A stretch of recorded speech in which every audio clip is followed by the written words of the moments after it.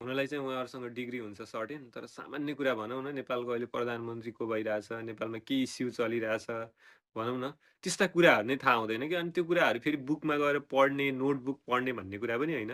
अहिले त सबै कुराहरू युट्युबमा भेटिन्छ।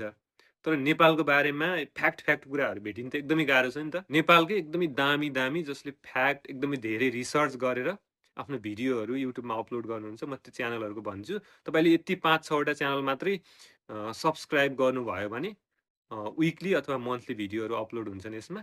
र सबै हेर्न नभए पनि केही हेर्नुभयो भने धेरै कुरा थाहा हुन्छ है तपाईँलाई। ढिलो गर्दैन, म नाम सर भनेर यहाँ लोगो राखिदिन्छु, तपाईँले अहिले नै सब्सक्राइब गरिहाल्नुहोस् है त।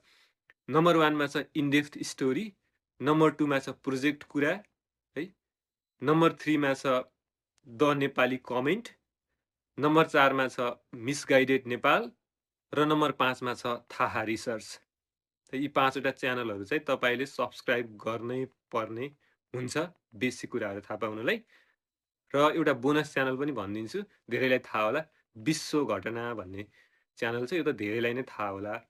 अनि अर्को कस्तो छ भने, अब यो कुन एजकोले हेर्न मिल्छ अथवा सबैले बुझ्ने खालमा हुन्छ किन भन्दा, सामान्य नेपाली भाषा बुझ्ने सानो बच्चादेखि वृद्धसम्म अथवा जुनसुकै डिग्री लगेको जसले पनि हेर्न मिल्ने र बुझ्ने खालको भिडियोहरू चाहिँ यिन च्यानलहरूले राख्छन् कि।